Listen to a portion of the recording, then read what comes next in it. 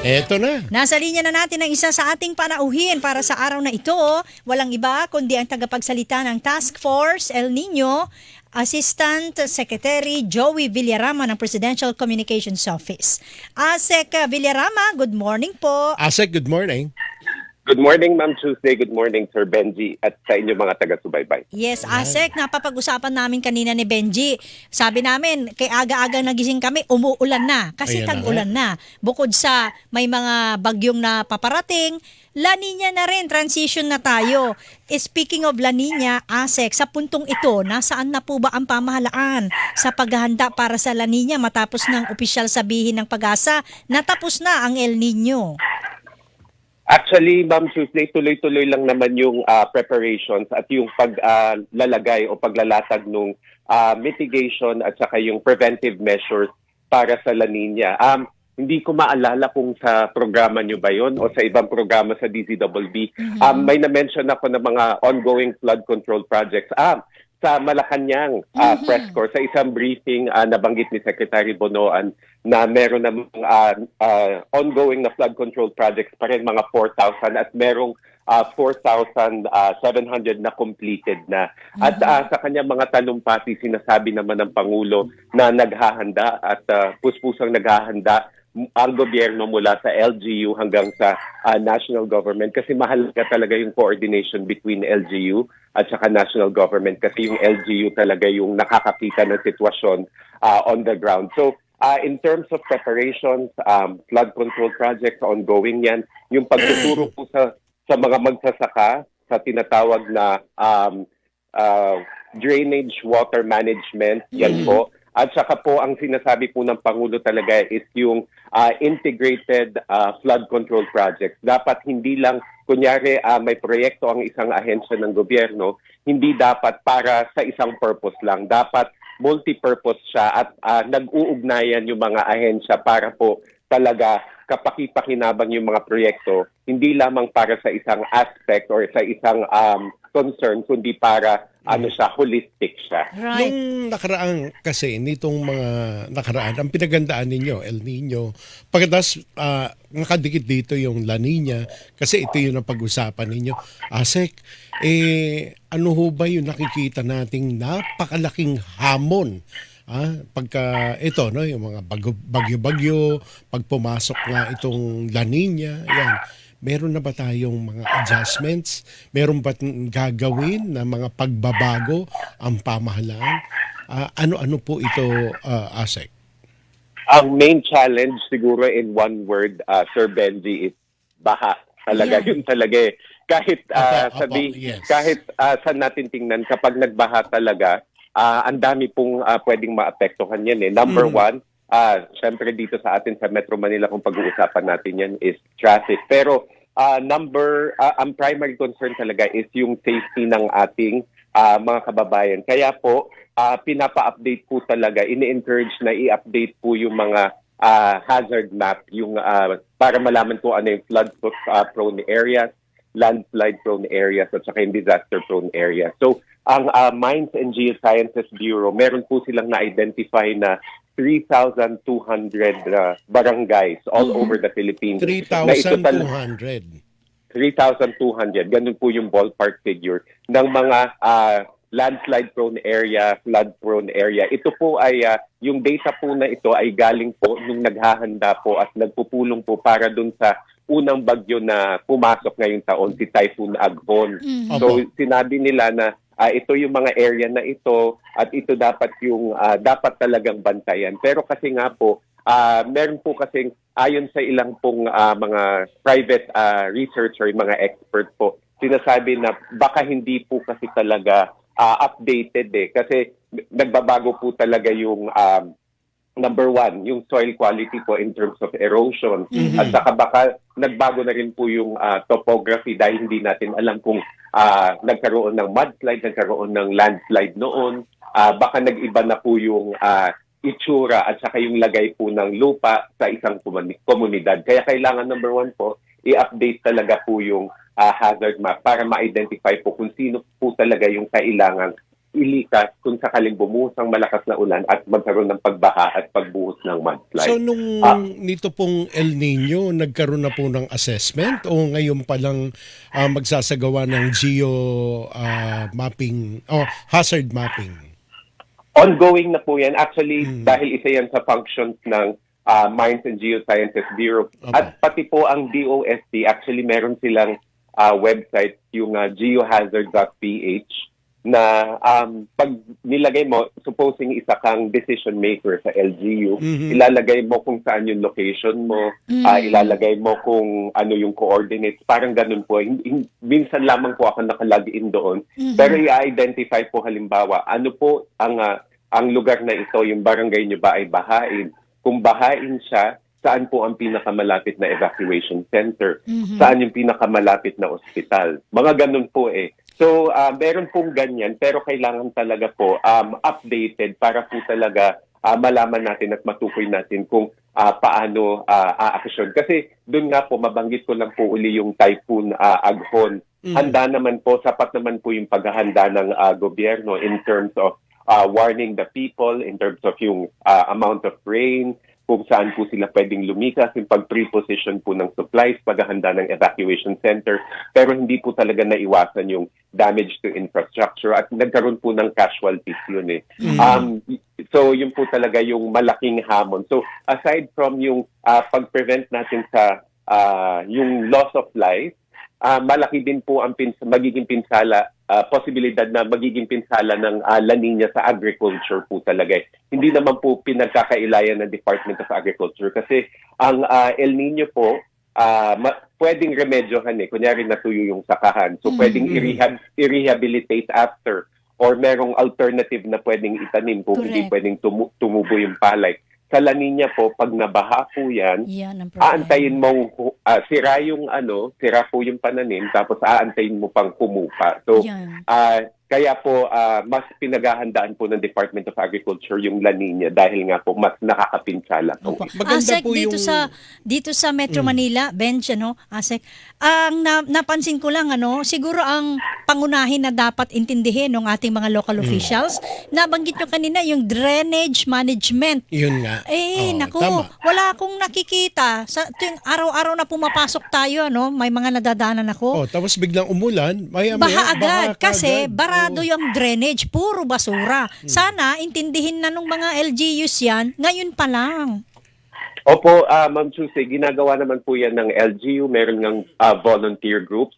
Actually, ang DENR, may ongoing activity sila para talaga malinis yung mga estero, yung waterways at ating rivers. Ang MMDA, meron sila, nabalitaan natin siguro a few weeks ago, yung paglalagay po ng trash trap na tinatawag sa mga floodgate natin para po talaga masala yung masala yung basura. Pero po, ang sa akin lang po din po, kahit araw-araw po maglinis ang ating mga kawani ng LGU, ang ating mga taga-DENR at MMDA na mga basura sa mga posibleng daluyan o yung dadaanan talaga ng excess water kapag umulan, kahit maglinis sila everyday, araw-araw din pong may pumapasok na basuro. Exactly po. Kasi meron po talagang problem po sa disiplina ng pagtatapon. Kasi meron naman, efficient naman po. Sasabihin ko, hindi po, taga Quezon City po ako ngayon. So,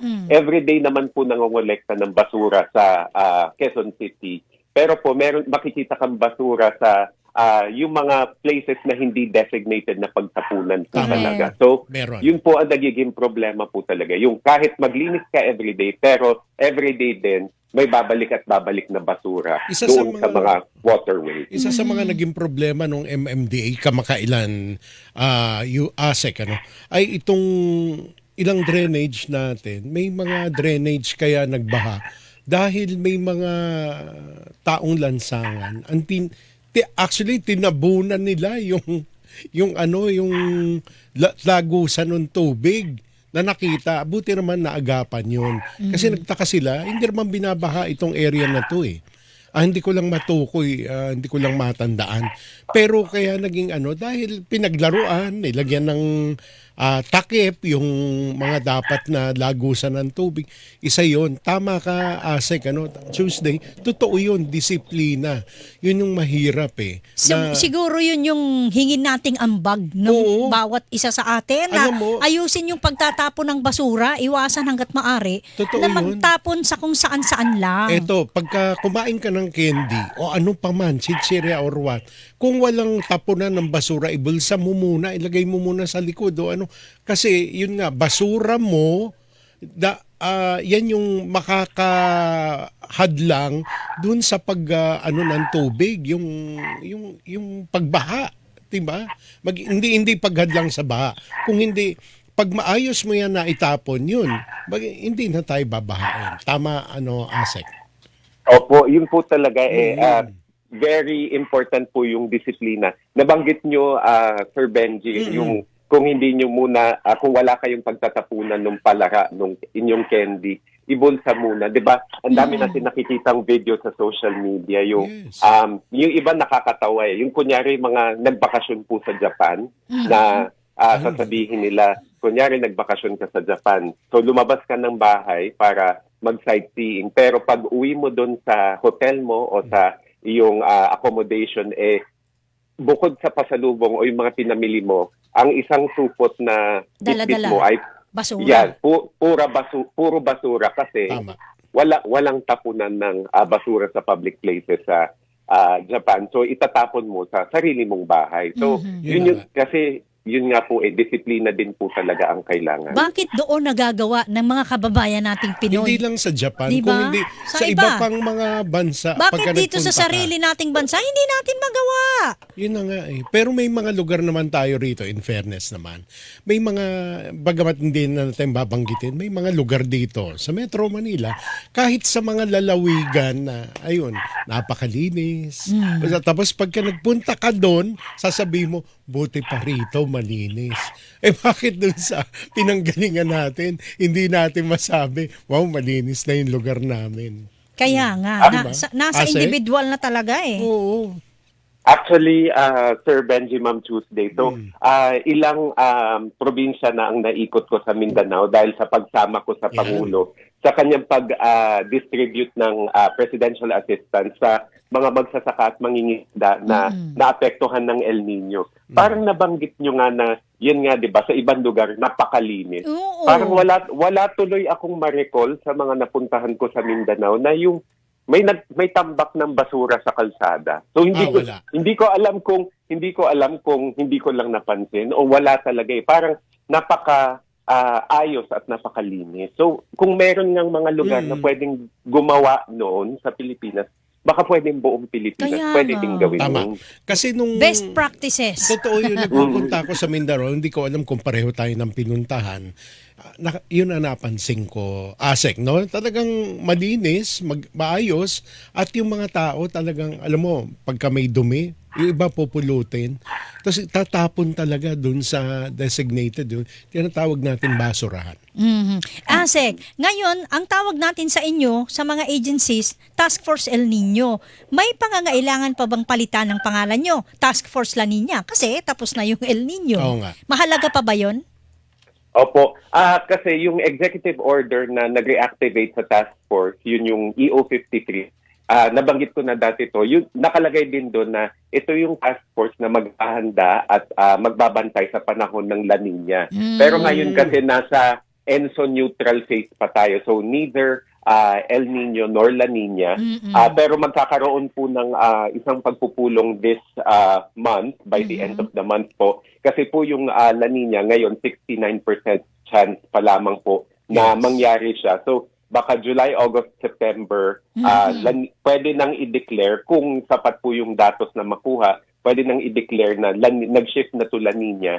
Tapos yung impact niya or yung effect niya ma-feel towards the end of the year pa. So may possibility na magkakaroon po ng name change basta po idineklara na ng Pag-asa. To follow na lang yun. Pero ngayon pa lang, sinabi na ng Pag-asa, ASEC, isa dun sa mga heat index, mataas pa rin. Ito yung isa Opo. dun sa tinututukan nila na bagamat wala na yung El Nino, ah, pero yung kumbaga yung init will here to stay. Sabi nga sa English, mananatili, ano? So nararamdaman pa rin natin. Alam mo, ako'y galing ng Pampanga. Kung yung alinsangan doon sa yung mataas talaga na init, ano? Talagang pagpapawisan ka eh. Wag tayong magpapakakampante. Tapos maya-maya biglang uulan. Ayun, doon din pumapasok ASEC yung kalusugan. Isa rin ba to dun sa mga napag-usapan ninyo, ASEC, dyan sa task force natin? Opo, tama po yan, Sir Bendy. So, una sa aspeto nung yung climate o yung weather pattern. So, sinabi naman po ng pag-asa na kahit magtapos na po ang El Nino, hindi pa rin tayo makakatanggap ng sapat na pag-uulan. Although nag-uulan na nga ngayong buwan na ito. At yung deadly index o yung mataas na heat index, nandoon pa rin. So, isa sa mga principal agencies, so yung 6 na principal agencies na bumubuo ng Task Force El Nino ay Department of Health. So, kaya po talaga babantayan yan. Kasi ang kaakibat naman na sakit ng pagbabaha at pag-uulan, yun nga po yung mga respiratory diseases, kasama din po yung waterborne diseases, yung weather, yung sa tubig na iniinom or yung mga kapag lumusong po kayo sa bahay, yung for example, leptospirosis. Pag maipon naman po yung tubig, pagkatapos na pong humupa yung baha, dengue at saka yung vector-borne disease. So, halos parehas lang po. Nag-iba nga lang po yung na-experience natin from matinding init to matinding buhos ng ulan at posibilidad na pagbabaha. Pero ganun, dahil po nasa tropical country tayo, more or less parehas po yung diseases na pwede nating ma-acquire kapag po panahon naman ng tag-ulan at La Nina. Yun ASEC, alam naman natin malaki yung role ng mga local government unit kasi sila yung napakahalaga, sila yung humaharap, kahit dun sa barangay level, dapat matugunan yung mga pangangailangan din na sakit, nung kagaya ng dengue. Dumadami, ASEC ngayon, lalo na pagka umuulan, yung mga stagnant water, yung mga naiipon na mga tubig. Sana, magkaroon ng pagtugon dito, yung pamahalaan kasama yung task force, ASEC. Opo. Yan naman po talaga kasama yan sa regular information campaign ng Department of Health, pati ng mga LGU. Pero po dahil nga papasok tayo, ako lang po magsasabi nito, papasok tayo sa isang special phase or special period dahil nga po magkakaroon po ng La Nina. Obviously, kailangan pong paigtingin to at kailangan mas maging mulat yung ating mga kababayan para po dun sa mga posibilidad o yung mga posibleng sakit na pwedeng dumapo sa atin kapag panahon ng tag-ulan at La Nina po. So kasama po talaga yan. Kasi sa awa ng Diyos, yung mga sakit na dulot ng matinding init, hindi masyadong walang uptick nung panahon po ng El Nino. Although nagko-complain po tayo talaga kasi sinasabi nga ng DOH, kapag heat-related, gaya ng mga heat stroke, kadalasan po hindi na po nire-report sa ospital yan unless yun talagang umabot po talaga sa punto na nawalan po o may posibilidad po na nawalan po ng buhay yung pasyente dahil po may pre-existing conditions. Pero yung mga nakaranas po ng heat stress, heat stroke, hindi na po nare-record sa ospital yun. So, manageable naman po kahit papano. Pero po yung talagang mga sakit na dulot ng vectors gaya ng mosquito dahil po ang dala nila ay virus or bacteria, yun na po talaga yung kailangan talagang bantayan. Yun yung mga kailangan talaga ng medical attention. Kaya talaga tututukan po yan ng Department of Health. Last but not the least on my part, ASEC, pakitignan lang yung mga evacuation center, yung mga schools. Sabi ng DepEd, yung mga paaralan, hindi na raw gagawing evacuation centers. Sana po makahanap yung kayo, kasama ang local government.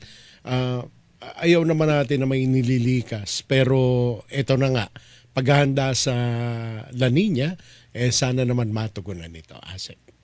Opo, yung mayroon pong memo ang Department of Education na sinasabi na if I remember correctly, maximum of 15 days lamang po pwedeng Yes. gamitin ang evacuation center. So, naintindihan natin yun kasi ayaw din nating maantala yung Klase. pag-aaral ng ating mga estudyante. So, isa rin po yan sa tinitingnan. So, mag-identify po ng evacuation center. Pwede po yung mga sports facilities at saka yung mga multipurpose halls. So, kasi kapag nakahanap naman po ng ganung space na malaki to hold people, yung evacuees po, nagbibigay naman po ng ang DSWD ng mga, hindi ko alam kung tent ba ang tawag doon. Yung parang Modular per family tent. po. Modular tent. Yes, modular tent po para naman po ma-separate po yung mga mag-anak po na evacuate. So, yun nga po, kasama din po yun sa paghahanda na gagawin po, hindi lang dahil papasok yung La Nina, pero dahil po